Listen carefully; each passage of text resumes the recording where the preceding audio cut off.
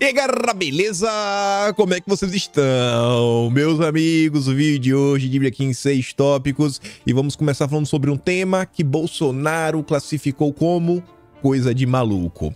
As mensagens do celular Marcos Duval e o plano que o senador tinha com o ex-deputado Daniel Silveira. Além disso, quero falar sobre o depoimento de Bolsonaro, mostrar algumas notas da imprensa 100% parcial, alguns absurdos que estão acontecendo e que, no segundo tema, continuaremos falando de Bolsonaro e vamos trazer um absurdo ainda maior. No final do dia de ontem, aconteceu um evento que, assim, eu até tento, na maior parte do tempo, evitar alguns tipos de assunto, mas dessa vez, realmente, as coisas escalonaram para um ponto que eu me questiono. Será que a imprensa, ao longo do dia de hoje, vai falar alguma coisa ou todo mundo vai tapar o sol com a peneira? Não vou adiantar, vocês vão ver se é que vocês já não estão sabendo. Depois disso, vamos falar do Dilma, segue aí com a sede de revanche, tomando medidas bem preocupantes no que diz respeito à educação. Quero comentar, trazer algumas coisinhas, depois falar sobre reforma tributária, mais notícias, o Haddad aí preocupado em arrecadar mais 160 bilhões. Vai vir de onde? Eu espero que não seja do bolso do povo, mas parece que vai ser. Tem mais algumas coisinhas também nesse âmbito, mostrar para vocês o que a Simone Tebet andou falando, mais um texto crítico à reforma, mais algumas coisinhas. Depois vamos falar sobre pesquisas, saiu um aí falando sobre a popularidade do Haddad. E vamos falar também sobre a popularidade do Dilma nas redes sociais. E se der tempo, tem alguns assuntos diversos, só para atualizar, CP do dia 8, CP das ONGs e do MST. Mas vamos começar, e vejam só. Fiz questão de trazer as matérias da Globo, porque quem mais odeia é Bolsonaro. Mas tá aí, ó. Estou com, meu Deus do céu, quase uma bomba para destruir Bolsonaro e Lula. Diz as mensagens de Marcos Duval, né? Que mostravam um jogo duplo, segundo a PF. Após analisar as mensagens, a Polícia Federal concluiu que Marcos Duval tinha uma atuação de caráter absolutamente ambíguo, que parecia valer-se de prints de conversas com as mais altas autoridades da República para, colocando as umas contra as outras, angariar prestígio pessoal e político. Marcos Duval realmente foi se mostrando, ao longo do tempo, ao longo dos meses, um cara que não bate bem da cachola. Acho que está no Atlas de fevereiro, ou é o de março, todo o desenrolar dessa situação. Acho que é o de fevereiro, porque isso se dá após a votação da presença do Senado, onde o Pacheco vence, o Marcos Duval vai lá dar um abraço no Pacheco, aí ele começa a ser criticado, aí ele vai fazer uma live com o MBL, ele diz que vai ter revelações, aí na sexta-feira sai a matéria da Veja, aí faz a primeira versão, segunda versão, terceira versão, quarta versão. Não sei se vocês lembram, foram 4 versões que o Marcos Duval deu. Depois ele voltou para a TV, depois ele esteve na CNN, chorou falando que estava fazendo isso pela filha da SWAT. E ele é da SWAT. Mas vamos continuar. O relatório da Polícia Federal sobre o celular de Marcos Duval detalha mensagens com Bolsonaro. Coisa de maluco. E lista de políticos que poderiam ser caçados pelo TSE. As mensagens de Bolsonaro ao senador. O primeiro ponto aqui engraçado é no primeiro parágrafo. O relatório da Polícia Federal, feito com base na análise do celular do senador licenciado Marcos Duval, traz conversas que o parlamentar manteve com o deputado, Daniel Silveira, ex-deputado, e Bolsonaro, e também o ministro da Suprema Corte. E aí, você pega essa informação, um relatório da Polícia Federal, que eu não sabia que era público, mas a Bela Megali do Globo diz, o documento ao qual a coluna teve acesso, mostra que Duval trocou mensagens em 2 ocasiões com o ex-presidente.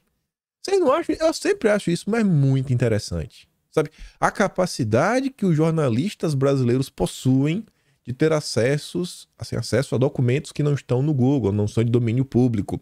A turma realmente tem fontes muito boas. E sempre, na maior parte do tempo, contra Bolsonaro sai primeiro na Globo. Mas tudo bem. E aí, Bolsonaro teria conversado com o Marcos Duval 2 vezes, ali ambas aconteceram após a reunião presencial que o senador teve com Bolsonaro e Daniel Silveira para tratar, segundo Marcos Duval, de um plano. Pink cérebro, Marcos Duval pequenininho e o Daniel Silveira. Realmente assim, foram feitos um para o outro. Na primeira conversa, O ex-chefe do executivo se limitou a enviar para Duval uma lista de nomes de políticos, incluindo ele próprio, que poderiam ser caçados. Tava lá, ó. Esse também posso ser caçado. E aí o Marcos Duval teria respondido o seguinte, ó. Não acredito? Qual foi o argumento? Aí Bolsonaro responde. Atos antidemocráticos. E acabou por aí. Segundo o próprio Globo, o segundo e último diálogo, só teve 2. O primeiro foi essa lista. E o segundo diálogo, vamos ver, né, se Bolsonaro estava envolvido no plano. O segundo e último diálogo, que consta no celular de Duval, é de 10 de fevereiro de 2023. Nele, o senador relata ao ex-presidente que a revista Veja o procurou para publicar uma matéria sobre a reunião que ambos tiveram com Silveira em dezembro. O senador diz ainda que acredita ter sido o ministro da Justiça, Flávio Dino, o responsável pelo vazamento das informações sobre o encontro. Neste momento, Duval compartilha com Bolsonaro prints da conversa que teve com Daniel Silveira a respeito da trama golpista. E, paralelamente, enviou o diálogo que teve com o ministro da Suprema Corte, no qual relatou o plano sugerido pelo ex-deputado. O senador diz ainda que, por sorte, reportou o assunto ao ministro e acrescentou para Bolsonaro: importante você ter ciência. 16 minutos depois de receber os prints, Bolsonaro respondeu: coisa de maluco. Duval afirma: exatamente. E é tudo que tem contra Bolsonaro. Mais uma vez, todo o desgaste da imprensa, jogando pedra em Bolsonaro, acusando ele de tramar isso, tramar aquilo outro, etc. e tudo mais. Se resumiu a 2 trocas de mensagens. Onde está mais do que claro: coisa de maluco. Bolsonaro ainda voltou no Twitter ontem para colocar: coisa de maluco. Prestou depoimento na Polícia Federal mais uma vez para falar tudo isso daí, coisa de maluco. Ele nunca compactuou com nada disso. A mesma coisa que eu falei ontem em relação à CPMI do dia 8, falo agora. Vocês acham que se tivesse algum material comprometedor em relação a Bolsonaro, já não teria sido divulgado no presente momento?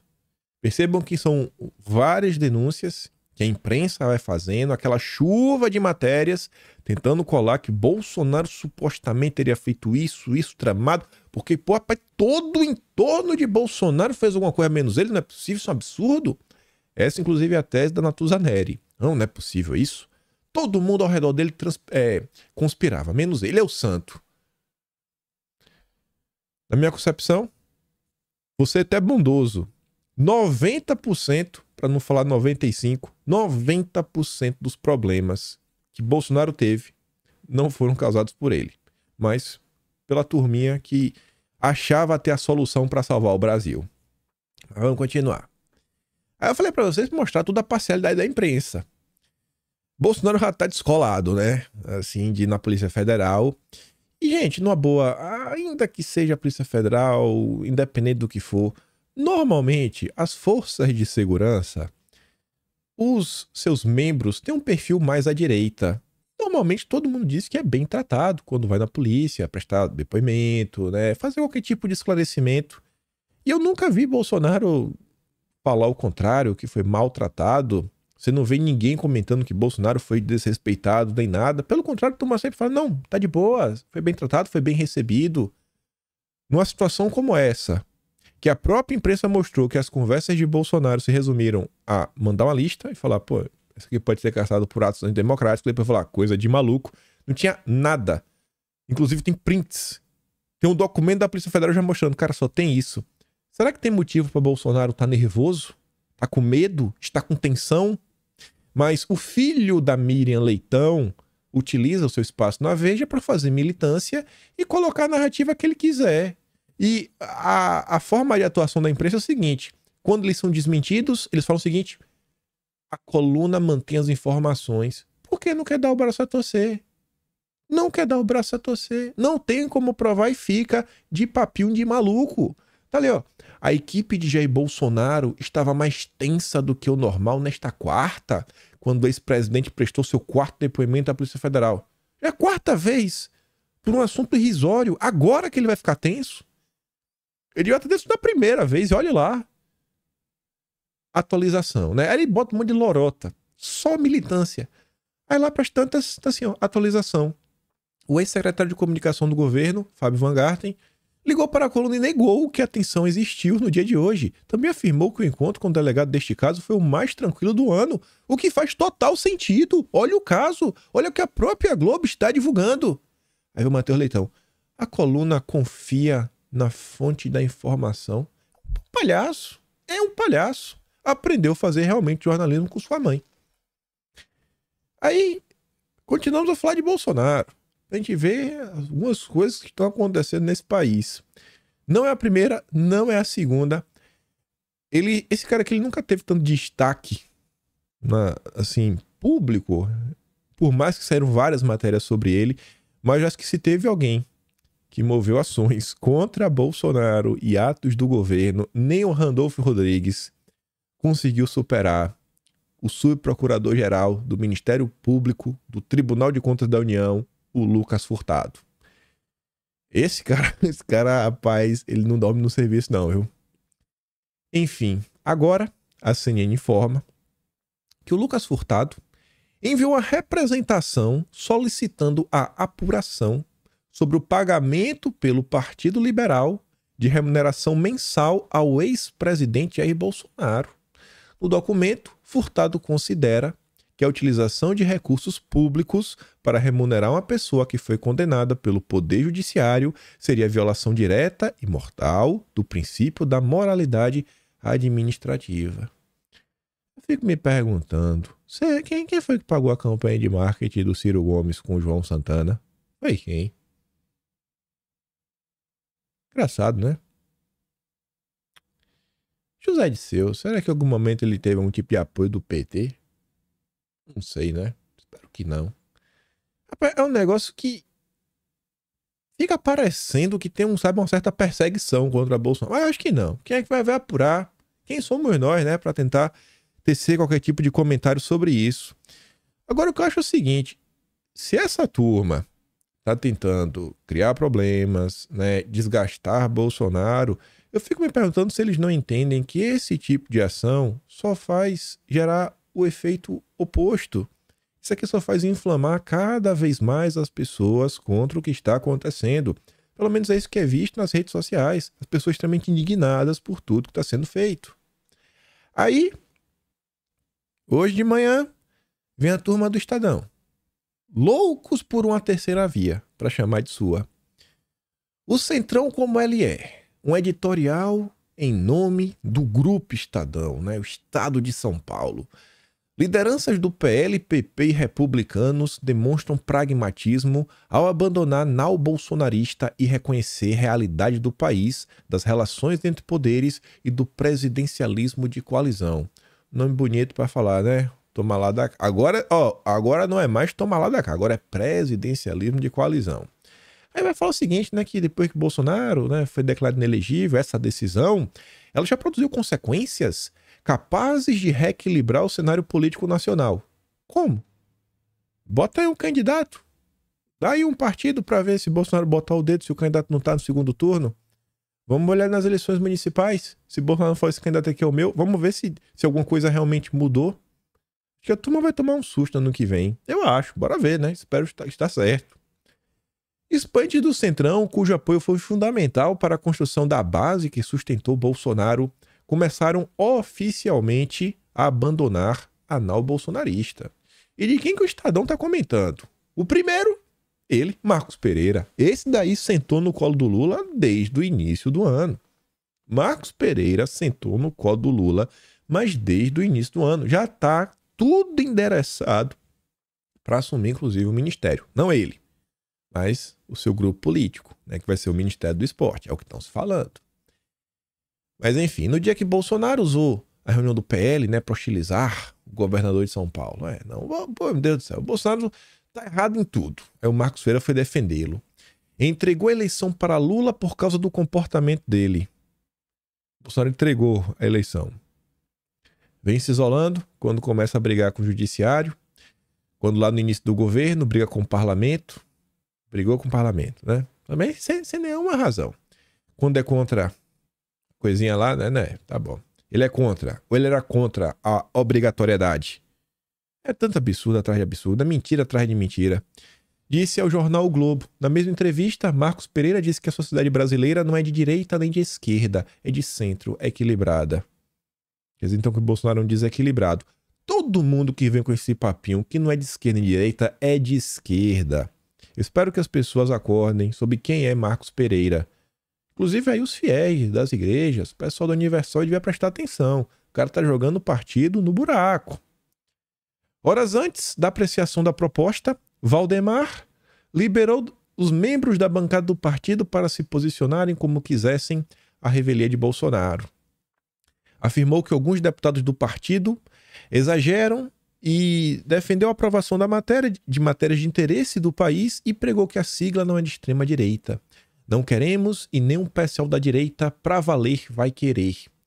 Você percebe como aquela entrevista patética do Valdemar, onde ele vai na Globo, a rede que mais trabalhou contra Bolsonaro, para ele tratar Bolsonaro como maluco. Você vê como isso tem efeito negativo? O Estadão está dando como certo. Oficialmente, Valdemar pulando do barco. Só vê Bolsonaro como produto. Bolsonaro que por mais de 6 vezes se pronunciou publicamente sobre a reforma tributária, em todas elas elencando alguns motivos, que foram vários ao longo desses 6 momentos, do porquê ele achava que a reforma tributária não era bacana. Valdemar teve a oportunidade da entrevista pública e ele fez o quê? Humilha Bolsonaro. E ele acha que tá bacana, ele acha que ele tá certo. Foi para humilhar Bolsonaro e proteger gente que não tem voto. Esse é o gênio da política eleitoral, Valdemar. Não vai trabalhar por quem não tem voto e humilhar quem tem voto. Bacana, bacana. Eu espero que a turma tenha um plano B e dê uma rasteira no Valdemar, tô tomando raiva dele. Em um artigo publicado na Folha de São Paulo, havia um Ciro Nogueira também. Explicou o apoio da maioria da bancada a favor do arcabouço fiscal e da reforma tributária e declarou ser de direita não é ser anti-esquerda. Ser oposição não é tirar uma licença para ser irresponsável. Temos compromissos com o país e errar de propósito, como a esquerda já fez quando oposição, não é a oposição que o Brasil precisa. Assim, inúmeras pessoas criticando a reforma tributária, mostrando problemas, todo santo dia sai alguma matéria e a turma continua com esse papo de maluco, né? Oposição por oposição. Tá bom. Uma vez que o próprio Bolsonaro foi o primeiro a reconhecer que estava na UTI, mas estava vivo, a posição de Marcos Pereira, Valdemar e Ciro Nogueira demonstra simples pragmatismo. Noves fora, os interesses pessoais desses notórios caciques trata-se de reconhecimento da realidade política do país, das relações entre os poderes e da natureza do presidencialismo de coalizão. Aí o Estadão encerra falando o seguinte, isso indica um caminho seguro para o governo, sempre que sua agenda de interesse focar mais na economia, menos na ideologia. Até quando a imprensa vai ficar mascarando o que está presente na reforma tributária? Até quando? O Estadão é de se esperar que continue maquiando, porque é um dos grandes defensores da agenda SG no Brasil. Mas é o tempo todo isso. Para fazer campanha contra Bolsonaro precisa de mentir. É mentira atrás de mentira. Mentira atrás de mentira. Aí tá aí, o pragmatismo. Acho que o Valdemar tá procurando também um ministério para chamar de seu, né? E não é porque o Valdemar, o cara, né? Porque tem 20 deputados ali que tem que prestar contas, né, ao seu eleitorado, aos seus governadores. Você acha que se oferecer o Valdemar aceita? Lula autoriza negociar Caixa e Funasa e discute trocas em bloco com o Centrão. No primeiro momento aqui tá falando do PP e republicanos. Mas tá ali, Lula deu aval para que aliados negociem cargos ao PP, republicanos, no primeiro escalão e também órgãos como a Caixa e a Funasa. Bacana, né? Não é de direita, é a turma de direita, viu? Não é de esquerda, tá bom. Centrão já dá como certa a entrada no governo Lula. Vejo que pode mudar na estrutura. E aí tá listando, né, o que o republicano deve assumir, o que o PP deve assumir, tá falando do Ministério do Desenvolvimento Social e também a Caixa Econômica, indicar lá o presidente. Renato fala assim, Marcos Pereira quer transformar o Republicanos em uma filial do PT. Manobrou o partido para que seja uma base de sustentação do governo no Congresso. Resta saber quanto o partido concorda com a aproximação de uma ideologia que defende valores completamente antagônicos ao da Igreja Universal do Reino de Deus. Olha essa. Essa foi de ontem.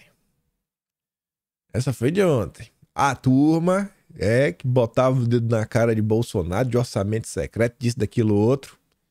Emenda parlamentar do jogo democrático. Agora é do jogo democrático, rapaz. Emenda não é propina, nem modo sujo de fazer política. É instrumento democrático, distribuição do poder. O problema é sua perversão, como no orçamento secreto. Bom, aí tá ali, ó. Há muitas correções a serem feitas nas emendas parlamentares. Mas, para tanto, o primeiro passo é compreender seu funcionamento e seus objetivos, sem criminalizá-las. Rapaz, é sensacional. Fora de São Paulo, não existia. Depois virou... existe ou não existe? Existiam contradições. Aí depois, beleza, agora existe. Aí agora existe, mas não é relevante. Fora de São Paulo perde relevância, fica preso ao passado, né? E ignora fracasso de ditaduras de esquerda. Passados 33 anos desde sua criação, Fora de São Paulo já não tem mais a relevância que tinha. Mas antes nem existia. Antes nem existia. E se tinha relevância, por que não saía matéria no Estadão para comentar sobre isso? Porque os jornais escondiam o que vinha sendo discutido, o que vinha sendo proposto. Que piada.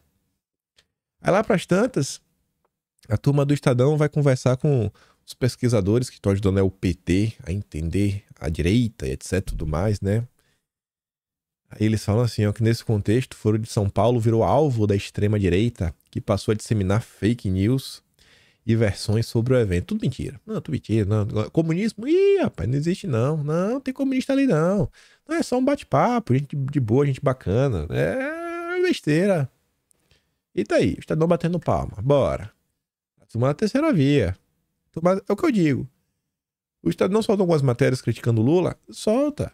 Criticar o Lula é fácil. É o que essa turma quer. Mas eles jamais vão aceitar que existam pessoas nesse país que amem o Brasil, que tenham um compromisso com a nação, com o país se desenvolver, com famílias, com valores familiares. Eles não aceitam isso. Eles querem, no final do dia, hoje em dia, um woke, social-democrata, daquele jeito que só a FHC sabe fazer. Em busca do novo FHC. O jornalismo profissional também. Aqui não tem muito a ver com política, mas eu falei, rapaz, eu tenho que mostrar isso daqui. Não é todo dia. Não é todo dia não, já foram algumas vezes que a Mônica Bergamo ganhou um fact-checking. Aí os jornalistas ficam tristes, né? Porque eles não fazem esse trabalho, eles só verificam as pessoas de direita. Mas tá ali, ó. Grave o que leva um piloto da Latam a pousar sem segurança, levando o avião a derrapar e colocar em risco a vida de centenas de pessoas. De quem é o erro? Ah, tá afirmando que teve erro? Calma, Mônica. Tá ali, ó. Existem diversos procedimentos de segurança na aviação. A jornalista atribui ao piloto uma falta de responsabilidade sem averiguar os fatos. E toma aí um fact-checking.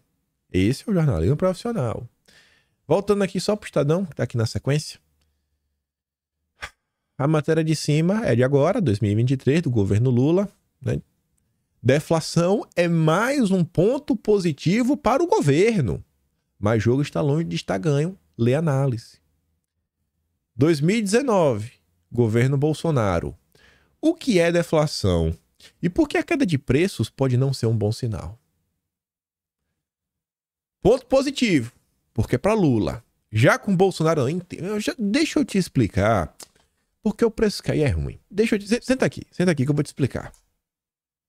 Esse é o jornalismo 100% imparcial. Mas vamos continuar, que eu falei que tinha alguns absurdos para nós comentarmos. Ah, Jesus. Antes de falar dos absurdos, eu vi essa postagem ontem. E eu vi o comentário em cima da postagem, né, da Tsuki. Postagem do Monark, que fala assim, ó. Eu prefiro Ciro Gomes do que o Bolsonaro para presidente. Ciro já defendeu a minha liberdade de expressão em público, citando meu nome. Bolsonaro nunca nem falou nada contra a minha censura. Eu não sou de esquerda, mas preciso que o presidente tenha coragem de se posicionar. As pessoas que Bolsonaro já defendeu publicamente no passado. Quando ele fez isso, as pessoas foram ainda mais perseguidas. Agora, você percebe como no final do dia, a turminha, né, sofisticada, né, independente, eles não estão muito preocupados se a liberdade de expressão está sendo defendida, mas e eles? E o meu ego? E a minha posição? A Tsuki fala assim, ó, esse não é um problema só dele, mas de muitos. Não bastou um homem defender a liberdade de todos, de uma nação. Era preciso ser feito nominalmente, direcionada exclusivamente a alguém. Você tá vendo a imprensa? As matérias que eu trouxe antes foi proposital, para te mostrar. Olha a imprensa. Olha o que a imprensa está fazendo. Quando é Bolsonaro, quando é a esquerda. Quando é Bolsonaro, deflação é ruim. Quando é Lula, deflação é boa. Quando é para falar do Foro de São Paulo, minimiza. Não, é besteira. Quando é para falar de um movimento mais à direita, criminaliza. Quando não acham nada nas mensagens, inventam. E confia na fonte, como é o Matheus Leitão. Quando é o Dilma e ele fala um absurdo, a imprensa abafa.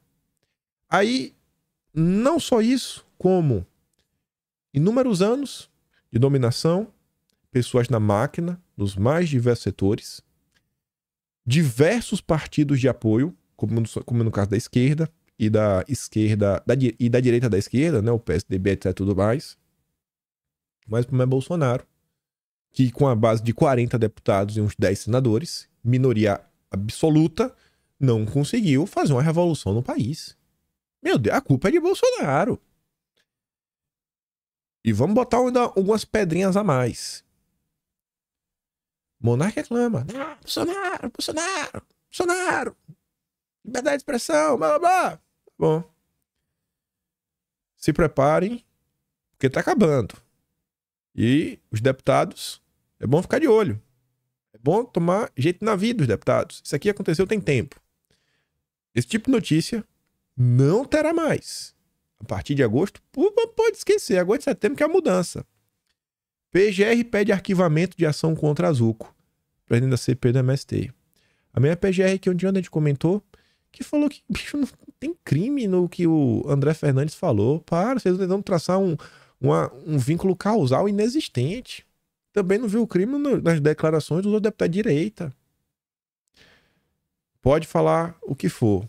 Quando você compara a atuação da PGR, que foi indicada por Bolsonaro, com outros setores, inclusive a esquerda, Ave Maria, odeia o Aras. Quantas e quantas matérias não fizeram colocando dedo na cara do Aras, do Lindora, falando isso, falando aquilo outro? Qual foi a capa da Veja sem ser essa sexta, da sexta anterior? Foi dessa sexta, acho que foi da sexta anterior. Qual foi? Era Lindora na capa, né? Com uma coisa, né? Que ela tava discordando de uma ala. Mas Bolsonaro não defendeu o monarca nominalmente. Você entende? Mas tá ali, ó. Lindora se manifestou nesta quarta a favor do arquivamento da investigação contra o Zucco. A suspeita é de que ele teria participado de crimes. Por quê? Não, patrocínio e incentivo a atos antidemocráticos. Seja em território gaúcho, seja em Brasília, no dia 8. Ele fez um post na rede social, né? Participou de crimes. Olha como a matéria é descarada. Suposto crime. Meu Deus do céu. Aí, eu sempre assisto Monark porque vai muita gente lá que não é de direita. E eu digo pra vocês, eu não fico vendo a turma da direita porque na maior parte do tempo eu tô sempre lendo notícia, meio que sei o que tá acontecendo. Eu não sei quando alguém traz assim, um furo, uma exclusividade, descobre alguma coisa interessante, mas normalmente circula bem. Eu tento usar meu tempo para entender o que a esquerda está comentando e que a imprensa está comentando para trazer para vocês e a gente vê também muito mais o outro lado. E aí o Monark adora falar que Bolsonaro tem que denunciar, porque ele tinha que estar denunciando para as pessoas o que está acontecendo, isso, aquilo, outro, como se só falar fosse resolver. Pessoal, ontem teve evento lá no Planalto. Imagine se isso aqui fosse dito por alguém da direita. O Renato Janine Ribeiro, da Sociedade Brasileira para o Progresso da Ciência, falou, tá em vídeo.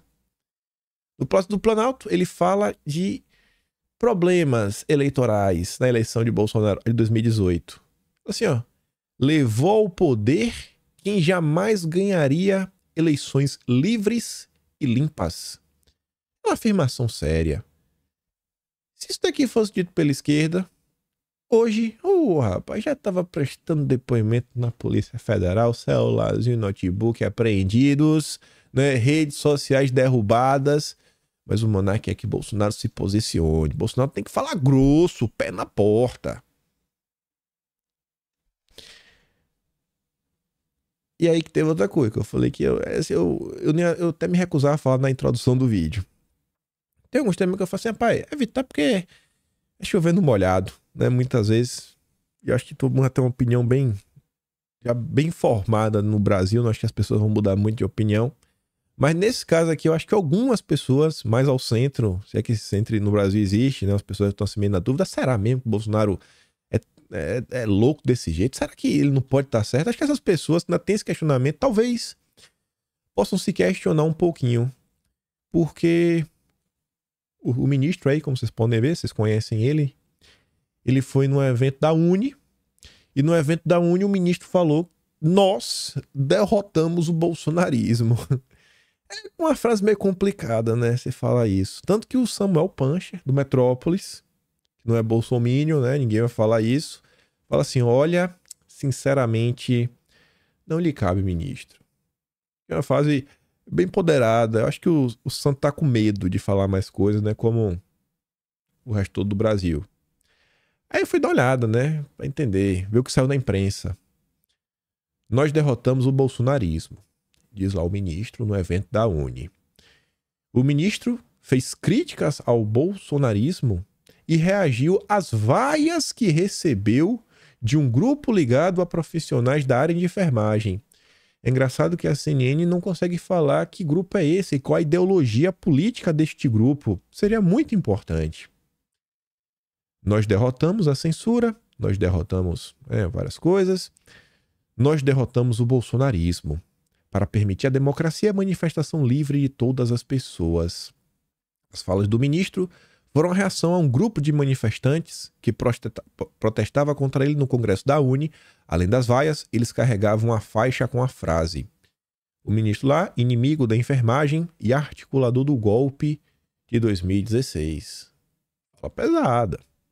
Mas vamos dar uma olhada, né? Porque o Metrópolis já trouxe uma explicação um pouquinho mais precisa. O ministro é vaiado e chama estudantes de bolsonaristas. O ministro foi vaiado durante o discurso no 59º Congresso da Uni, que aconteceu em Brasília. Os estudantes protestaram contra o posicionamento do magistrado no julgamento do piso da enfermagem e o chamavam de articulador do golpe contra Dilma. O ministro chegou ao evento por volta das 20 horas e olha só, naquele momento, estudantes ligados à Juventude Faísca Revolucionária. Será que são de direita ou de esquerda? E ao Movimento Revolucionário de Trabalhadores. Estenderam faixas contra ele a favor do piso. Pode-se ler: inimigo da enfermagem e articulador do golpe de 2016. Que vergonha, direção da Uni. E tá ali as imagens. Eu acho que aquilo ali é uma foice e martelo. Essa é a imagem disponível na matéria do Metrópolis, né? A foice e martelo é aqui assim, ó. Aqui atrás. Eu acho que esse cara aqui é o Che Guevara. Então, eu não sei porque a CNN ficou... escondeu a posição política do grupo. E aí eu fui tentar encontrar este grupo nas redes sociais. O Faísca Revolucionária. Ele tem perfil no Twitter. Esse grupo se auto-intitula uma aliança revolucionária é da juventude com a classe operária. Juventude trotskista de trabalhadores e estudantes impulsionada pelo MRT Independentes. Tá ali, eles colocaram ali a imagem mesmo. Agora tu já imaginou... Ih, rapaz. Tu já imaginou se fosse o Cássio falando do Lula... ou André Mendonça? Já imaginou se esses estudantes fossem de direita com a frase dessa? Ih, rapaz. Olha, eu sei que é chover no molhado. É com frequência que vem algumas notícias ligadas ao judiciário, olha assim, eu falo, rapaz, não surpreende tanto, mas essa, comento com vocês, essa me surpreendeu um pouquinho. Eu falei, pô, acho que é desnecessário, sabe? Falar assim, derrotamos o bolsonarismo. Acho que é um pouco desnecessário. Achismo meu, né? Posso estar errado também. Tô na linha do Sam Puncher. Vamos ver como é que vai ser aí o desenrolar do dia. Quero muito ver o que a Globo vai comentar, né? Ou se a Globo vai ficar em silêncio. Principalmente a turma da Globo News. Mas vamos continuar falando do Dilma. Dilminho. E sua revanche. Não tem outra palavra, pessoal. Ah, não, esqueci. Aqui ainda vou vendo justiça, né? Aqui vou ver justiça. A do Dilma é essa daqui, é. Ainda vou vendo justiça só pra fechar. Aqui é outro tipo de notícia que as pessoas deviam colocar a mão na cabeça e se perguntar, rapaz, pensem bem o que estão fazendo. Olha a situação do Brasil. Olha quanto vocês já ganham, deixam de ganhar, como é a vida, a quantidade de férias por ano, recesso. Justiça de Minas libera juízes e promotores auxílio creche retroativo de até R$ 57 mil por filho. Juízes e promotores mineiros com filhos de até 7 anos de idade passarão a receber um auxílio creche de R$ 950 por criança. O benefício vale para o Tribunal de Justiça de Minas e para o Ministério Público Estadual. O penduricalho já estava disponível para servidores ativos desde 2010, mas agora se expande também para a promotoria e para a magistratura. Além do acesso ao benefício, as resoluções dão aos juízes e promotores o direito de receber o valor de forma retroativa, considerando os últimos 5 anos antes da publicação das resoluções. Olha, eu olho assim, tem algumas famílias que a renda anual das famílias gira em torno, deixa eu ver, 2 vezes 12, 24, 6, 7.200, vamos botar arredondar para 8, 32 mil reais por mês. Vai arredondar para cima. Se bem que tem 13º, né? Passa aí, bota 35 mil. Vamos botar 13º, um terço de férias. É aquela família que o pai e a mãe, cada um ganha um salário mínimo. Família. 35 mil reais no ano. Já inclui 13º e um terço de férias. Ainda tem desconto no salário, né? Um monte de besteirinha. Ela pode receber 57 mil numa só, porque é um auxílio para cada filho de até 7.950. Que país injusto, viu? Assim, você. Isso aqui não é só você dar um tapa na cara em relação ao gasto, sabe? Ao luxo, não é nada. É um tapa na cara das famílias. Famílias. O cara quer. Quantas pessoas hoje eu tenho certeza que queria ter um filho a mais? Ou até 3 filhos a mais. Mas fala, cara. Lá atrás, meu pai, meu avô tinha, porque o pessoal na roça ajudava uma coisinha aqui, a colar, também era mais seguro. Lá atrás as pessoas até ajudavam, né? Hoje, se o filho ajudar, meu Deus, o pai é capaz de ser preso. Levar o filho, o cara é pedreiro, leva o filho pra trabalhar junto, até pra ensinar, vai pra cadeia.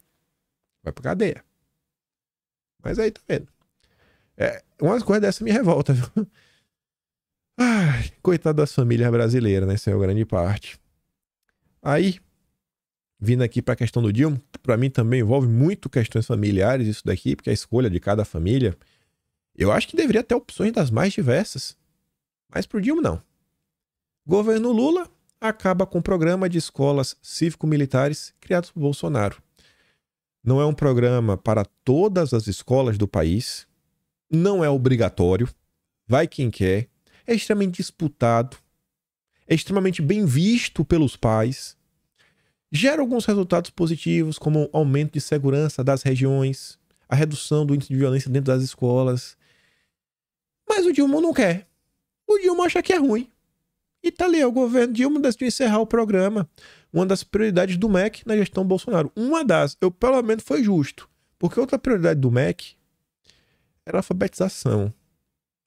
Isso não dá pra negar, porque é um fato. Foi o primeiro governo da história desse país que criou uma secretaria para cuidar apenas da alfabetização. Contava lá que Nada Linda deixou um trabalho fantástico e o governo atual jogou no lixo. Ontem eu vi um mapa, eu não coloquei aqui, para não causar muita polêmica, que mostrava estados com o menor, assim, mostrava a taxa de analfabetismo ao redor do Brasil. Os estados com menor índice de analfabetismo e os estados com maiores índices de analfabetismo. Adivinha quais são os estados piores? Adivinha quais são os estados melhores? E tenta adivinhar onde a esquerda se dá melhor e onde a esquerda se dá pior. E aí você junta com essa notícia. E aí você entende, deve entender, né? Ou pelo menos tem algum vislumbre do que pode estar passando na cabeça do Lula.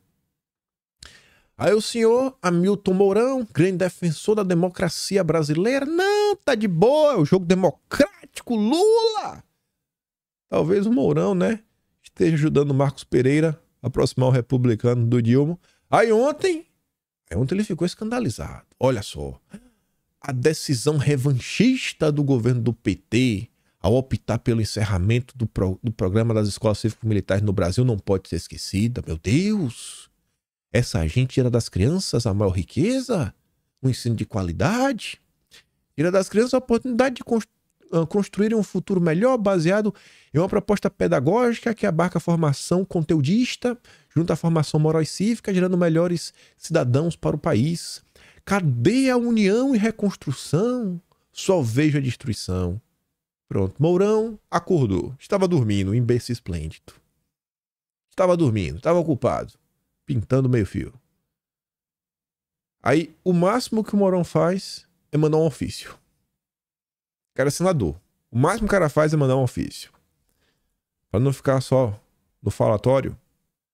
Deputado federal, Santa Catarina, Daniel Freitas, já meteu logo a sirene, ó, atenção, leia.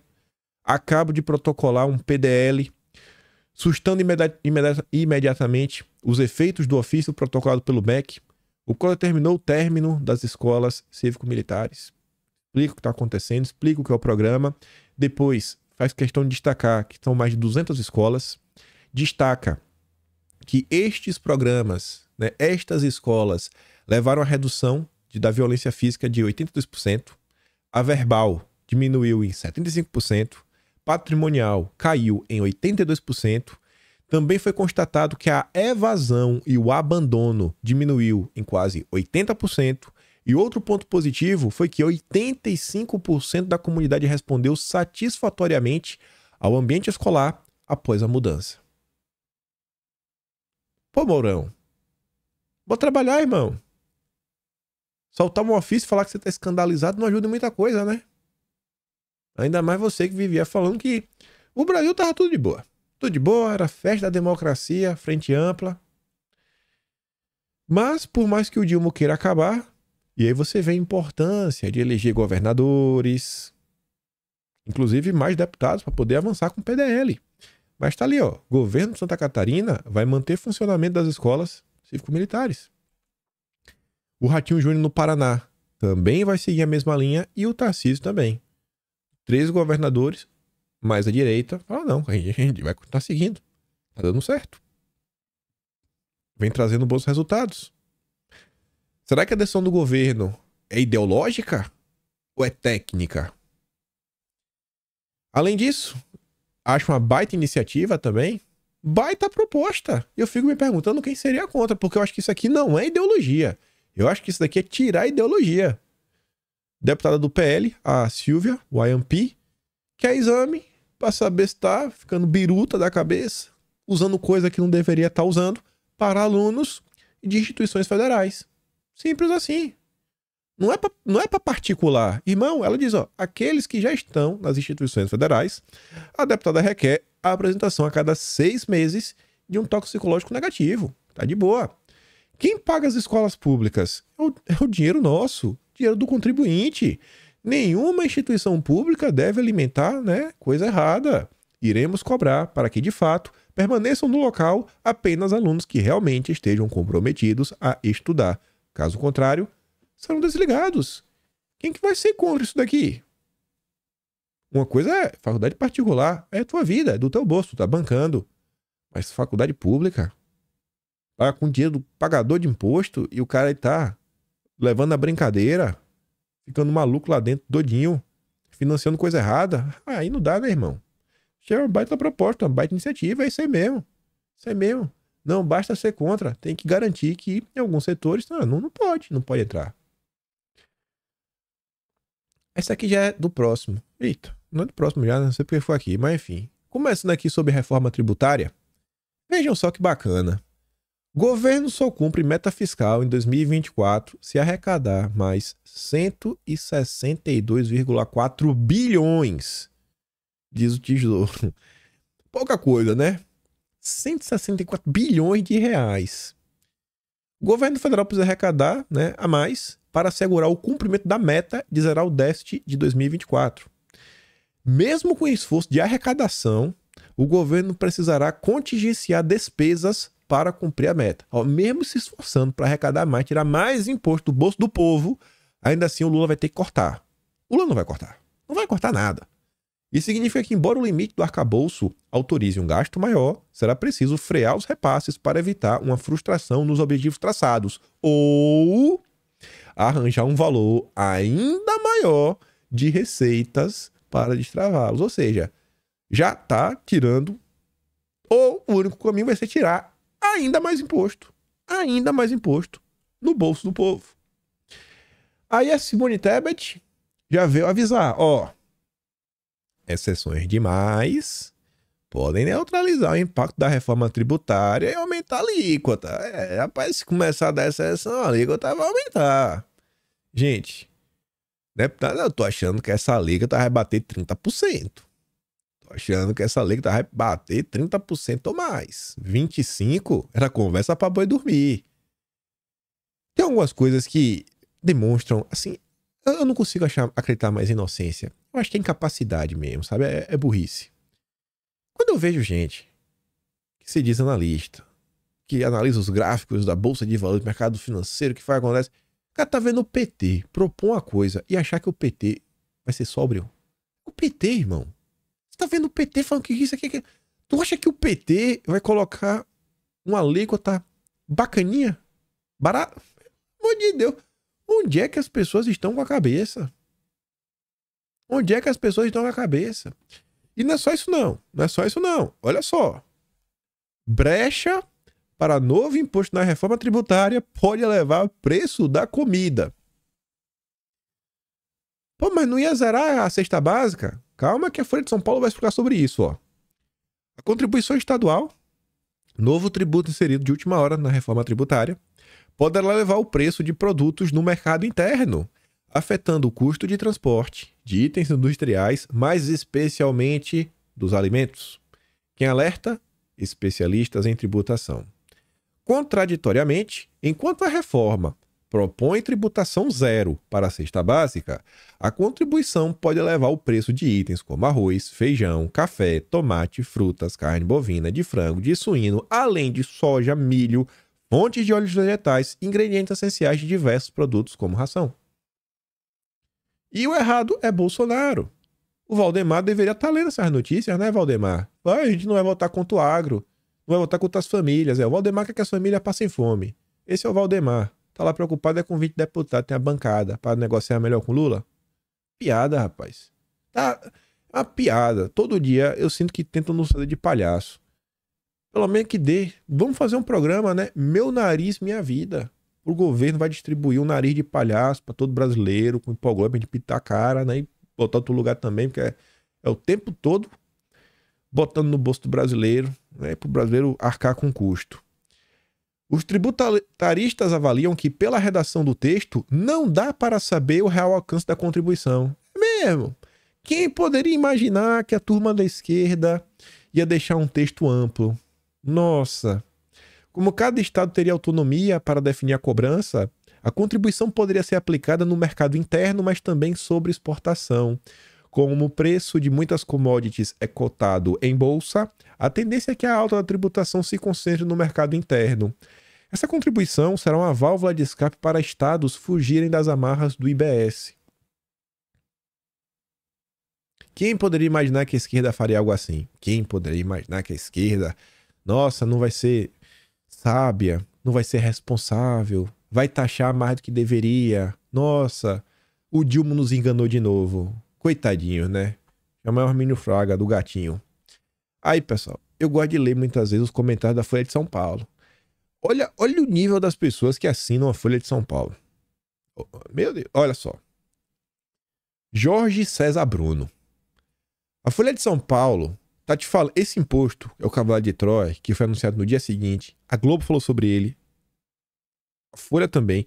A turma, olha só, é tão absurdo. A Folha de São Paulo tá falando, ó, a comida pode aumentar de preço. Cara, não é brincadeira. Isso é sério. Presta atenção. Olha o que tá acontecendo. É tão absurdo que a imprensa tá chamando a atenção. Aí vem ali o Jorge César Bruno. Bom, se a Folha de São Paulo quer que permaneça a atual cobrança de impostos, sendo tributação sobre tributação, que ótimo. O sistema atual é satisfatório e agrada a todo mundo. Com estupidez e imbecilidade não se pode discutir, só concordar, pobre Brasil. O cara acha que a Folha de São Paulo tá falando é estupidez. Estupidez, como assim? É fake news, só pode. Você não pode pontuar um problema que você já tá contra a reforma inteira. Esse deve ser filho do Valdemar. Esse é filho do Valdemar. A Solange deve ser prima do Valdemar. A Folha de São Paulo está com saudades daquele que gritava e mandava ficar quieto, jornalista da Folha de São Paulo. A Folha de São Paulo tá alertando que tua comida vai ficar mais cara, mas a prima do Valdemar tá maluca. Aí vem agora o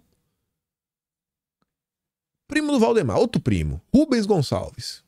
Ouvindo o comentarista na Globo News, o Haddad era o queridinho da Vila Madalena dos artistas em São Paulo quando candidato a prefeito. E agora Haddad virou protagonista e queridinho da Faria Lima, se torna exponencial para futuro candidato a presidente. E vocês vêm com a notícia destas, que a reforma vai encarecer a comida do pobre. Dá um tempo, esperem a medida entrar em vigor. A eleições são daqui a 3 anos. Ó, vamos aprovar uma PEC. Vamos aprovar uma... Olha só, vamos aprovar uma PEC e vamos ver se dá certo. E se der errado... Se der errado, deu, né? É primo do Valdemar. Tá vendo aí? Aí vem o Carlos. Deve ser irmão de consideração do Valdemar. A Folha lixo com desejo que se torna manchete. Subestima os seus leitores. Quanta desonestidade e falta de compromisso com a verdade. Aí, esse cara recebe um comentário do Pedro Luiz. Deve ser filho adotivo do Valdemar. Por isso cancelei a assinatura. Não vou pagar para colunista acumular clique. É só isso que a Folha de São Paulo quer. Se tiver aberto, leio. Se não, passo para a próxima notícia. A web está cheia de notícia correta e de graça. Essa é mentira. Essa é de mentira. Porque assim como o Valdemar da Costa Neto, que acha que Bolsonaro é um maluco, que essa reforma tributária é pelo bem do Brasil, que não tem nada de errado, não, que Bolsonaro só tá contra porque o Lula tá a favor, que é perfeita. Aqui, ó. É Escola Valdemar de Análise Política. Aí vem o Marcelo, outro primo do Valdemar. Folha de São Paulo segue na tentativa de desacreditar a reforma tributária, que é unanimidade entre tributaristas e economistas. Não tem ninguém contrário. Ninguém, zero.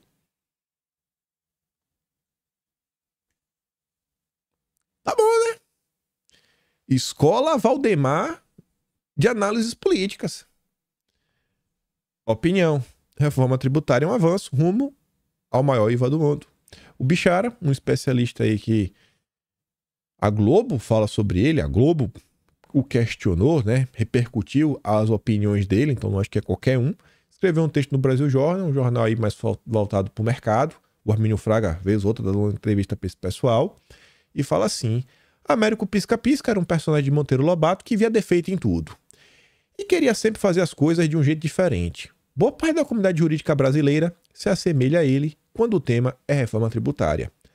Outra parte da mesma comunidade age como vaca de presépio, tratando a reforma trazida pela PEC 45 como um dogma de fé, insuscetível a qualquer questionamento. Por um lado tá tudo errado, por outro, rapaz, é fé, é Deus no céu, reforma tributária na terra. Como costuma acontecer, a verdade não está nos extremos. Por outro lado, parece inevitável discutir o critério da eleição de prioridades para a aplicação da alíquota reduzida. Seria razoável que produções cinematográficas sejam beneficiadas e o transporte aéreo em um país de dimensões continentais não? Porque isso é o que está na reforma tributária. O texto é longo. Aqui é um ponto que ele começa a discutir sobre alíquotas diferenciadas. Pô, você vai dar uma alíquota diferenciada para cinema? Produção cinematográfica, e aí você vai botar o preço cheio A passagem aérea, o Brasil gigante, que a pessoa tem que passear, pra cima e pra baixo, viagem de trabalho. Será justo atividades esportivas como um campeonato de golfe da elite brasileira tenham tributação inferior a insumos essenciais como energia ou telecom? Mas a escola Valdemar de análise política é maluco, não sabe o que tá falando, deve ser, né, um bolsonarista, segundo Valdemar. Muitas dessas incongruências certamente se deram em razão do atropelo com que se deu a aprovação da PEC. É, né? Quem poderia imaginar? Não custa lembrar que o texto votado, em terceiro substitutivo, só veio a ser conhecido minutos antes da votação pelo plenário na Câmara. Ainda pior, no curso da sessão plenária, ele veio a ser substituído por uma emenda aglutinativa que trouxe diversos jabutis. Não segundo Valdemar. Dentre as alterações promovidas quase na calada da noite, literalmente, destaca-se negativamente aquela que instituiu uma nova contribuição estadual sobre produtos primários e semi-elaborados, que é o que a Folha de São Paulo está tentando comentar, mas os militantes do Lula se negam a ver porque eles são, assim, eles não conseguem raciocinar. Eles vivem num mundo que o Lula fala é lei, é verdade e acabou. A criação dessa nova espécie tributária agride os objetivos de simplificação e neutralidade prometidos pela reforma. Preocupa também a total falta de transparência da Receita Federal durante todo o debate, omitindo os cálculos e simulações que permitiriam estimar qual seria a alíquota adequada para uma reforma tributária neutra. E essa é a principal dúvida do contribuinte, que anseia saber quanto irá pagar. Bom, não é a dúvida do Valdemar. Valdemar acha que está de boa. A expectativa original de uma alíquota de 25%, em que 9% seriam devidos à União e 16% aos estados e municípios, já foi majorada quando a União, ao apresentar o PL 3887/2020, que regulamentaria a CBS, manifestou desejar uma alíquota de 12% para si. Com isso, espera-se que a alíquota da CBS mais IBS chegue a pelo menos 28%, que para o Valdemar tá de boa. Errado é Bolsonaro. Muito provavelmente, vamos ter o maior IVA do mundo. Causa também a apreensão que aspectos importantes tenham sido empurrados com a barriga, transferidos para a lei complementar. Existem nada menos que 57 menções à lei complementar na PEC. Mas para o Valdemar não tem nenhum problema, sendo que ela caberá, além de definir as regras gerais do IVA, também dispor sobre os regimes diferenciados, os requerimentos para compensação e restituição dos tributos acumulados, no caso, cashback, todas as hipóteses de incidência do imposto seletivo, né? Quem vai ser taxado, quem não vai, quem agride o meio ambiente, o que faz mal, né? Meio ambiente, saúde, ninguém sabe até agora, mas pro Valdemar tá de boa. Assim como a forma de representação e funcionamento do Conselho Federativo, que será responsável, inclusive, pela gestão dos créditos tributários. Mas que o Valdemar não está preocupado. Tudo isso gera insegurança jurídica, justificada pelo histórico do sistema tributário nacional e a sanha arrecadatória do Estado. E eles terminam com a frase que eu acho sensacional. Afinal, o cachorro mordido por cobra está plenamente justificado de ter medo de linguiça. O cara já foi mordido tanta vez pela cobra que vão linguiça aí, rapaz. Ó, ali, viu? E se vão agora, é melhor ficar, né? Ó, tô ligeiro, viu? Mas o Valdemar é amigo do Lula lá atrás, né? Chapa aí do Disseu. O maluco é Bolsonaro, segundo o Valdemar. Tá contra a pauta, né, do bem do Brasil. Absurdo isso, viu? Absurdo, absurdo. Ainda vem o Alckmin. Tá realmente aprendendo a fazer política com Lula para negar a realidade. Tributária na Câmara foi sem tomar lá da cá. Não, teve nada. Ele diz, ó, quase 10 bilhões e 2 ministérios até o momento. Sem tomar lá da cá, né? 10 bi, 2 ministérios. De boa. Faz o L. Ai. Encaixou aqui perfeito tempo, né? Quer as coisas da popularidade do Dilma? Vou falar aqui rapidinho, 5 minutinhos. Se liga, ó. Popularidade de Haddad sobe no mercado financeiro. Haddad é o queridinho da Faria Lima. A Faria Lima, que vem se demonstrando cada vez mais anti-Brasil, adora o Haddad. saiu de 26% de aprovação para 65%, o que comprova que o governo Lula é um governo neoliberal, do jeito que a esquerda fingia odiar. Fingia, né? Porque agora o Lula, o neoliberal de vocês, tá aí, ó. Faz aí, faz o L.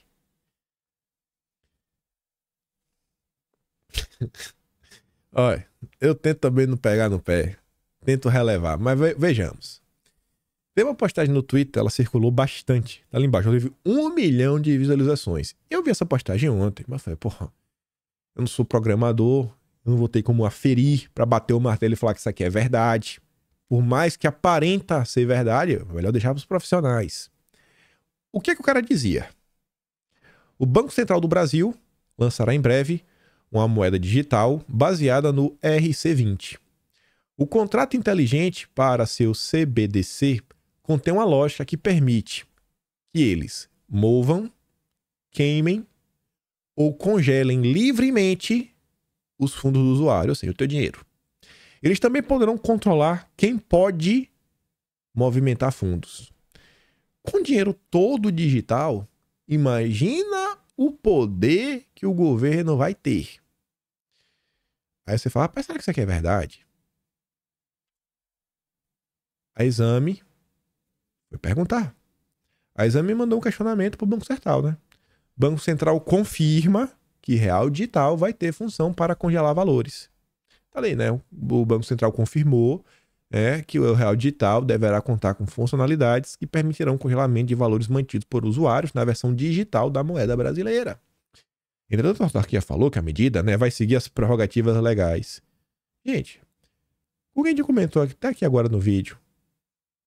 Para Bolsonaro aí, o seu salário podendo ser congelado, né? Congelado não, suspenso, questionando se o PL pode pagar o salário de Bolsonaro, tantas as coisas que vão fazendo. Tanto que vocês acompanharam a atuação da justiça contra pessoas de direita. Tu já imaginou uma ferramenta dessa num governo de esquerda? Tu já imaginou? Eu entendo que coisas assim têm um objetivo nobre, né? Você combater crimes, pessoas que fazem coisa errada, movimentações estranhas, etc, tudo mais. Mas num país como o Brasil, do jeito que as coisas estão funcionando nesse país, eu olho para isso aqui com uma forma assim, mas com muito receio, viu? Muito receio. Ai. Mas beleza. Ainda porque, pesquise, se você tiver interesse, pesquise depois sobre CBDC, que é Central Bank, né? Banco Central Digital Coin. É moeda digital dos bancos centrais. Pesquisem sobre esse assunto. Vejam o que vocês acham. Vejam quem está denunciando e quais são as preocupações que as pessoas levantam ao redor desse tema. Aí eu digo, eu tento não pegar no pé do Roberto Campos Neto, mas desde que ele fez um inventário de emissão de carbono do Banco Central, para mim ali acabou. Para mim ali foi um demonstrativo que eu falei, esse cara aí é qualquer coisa menos conservador. Ainda fundo de popularidade, Lula mantém baixa audiência e chega a 1,5 milhão com 5 lives. O cara fez 5 lives juntas. E não é que ele fez 5 lives no YouTube e deu 1,5 milhão. Não, é somando todas as plataformas juntas. Todas. Quando o Dilma fez a primeira live, eu cheguei a comentar o seguinte, falei, pessoal, olha só. Se na primeira flopou, gente, isso é um fracasso. Porque normalmente, quem já fez qualquer coisa, quem tem um projeto tal, sabe assim, o primeiro dá muito certo. Quando você fala, pai, tô com um projeto novo, vejam, você cria um certo hype e as pessoas vão ver. E a tendência é você perdendo a audiência conforme o tempo vai passando. Você tem audiência é uma coisa assim, muito difícil. E dito certo. A primeira live, super live, juntando todas as redes sociais que ele transmitiu. Todas. 584 mil views. Esse é o Dilma, hein? 5 lives, 1,5 milhão. Super popular. Já Bolsonaro, só em uma live, só umazinha, 13 milhões e 800 mil. Assim o quê? Ai. Lula faz 5ª live. Olha os números. Apenas 7.600 pessoas vendo ao vivo. 5.391 no YouTube. 1.400 no Facebook. 643 no Twitter, no canal da TV Brasil 182 e no canal do Planalto 30. O cara tentou em tudo. 7.600. Sendo que uns 600 deviam ser jornalistas. E o pessoal do PT que abriu o celular só para aumentar o fluxo de pessoas assistindo. Patético o que está acontecendo. E é por isso que o Estadão está tão preocupado. O Estadão, a imprensa, destruir Bolsonaro. Por quê? Porque Bolsonaro tem voto. Bolsonaro tem audiência. Bolsonaro tem um projeto de país. Tem ideias que o cercam, né? Tem uma agenda. E aí, só para encerrar, escuta essa. Mas o Corinthians não anda bem das pernas. Não anda bem das pernas. O Corinthians teve um momento histórico que o Corinthians tropeçou. Eu acho que foi o momento da antidemocracia que nós tivemos no Brasil. Acho que atropelou o Corinthians também. A culpa do Corinthians, irmão, é de Bolsonaro. Da antidemocracia. Vejam só, né? Ai. Esse dia é uma piada. Mas é isso. Fico por aqui. Vou mandar esse vídeo lá pra vocês no Telegram. Se gosta do meu trabalho, passa no meu no canal. Tem um botão de valeu. Tem um Patreon aqui na descrição. Atlas Brasileiro, kimpaim.com/br. Depois de amanhã, sai o Atlas de maio. Tudo que aconteceu. E eu tava montando... Já montei, assim, a primeira grande estrutura do de junho. O de junho vai ficar bem interessante. Porque o de junho teve muito dossiê, que é uma certa retrospectiva histórica, algumas histórias. Eu ver como é que eu vou contar isso, né? Se você aparecer só um capítulo à parte, contar aquela história da LA Amazônica, umas coisas do Folha de São Paulo, umas coisas que envolvem algumas questões ligadas às ONGs, etc e tudo mais. Tem muita coisa que a gente comentou. Enfim, né? Já começamos a produzir. Não paramos. Vamos contar, né?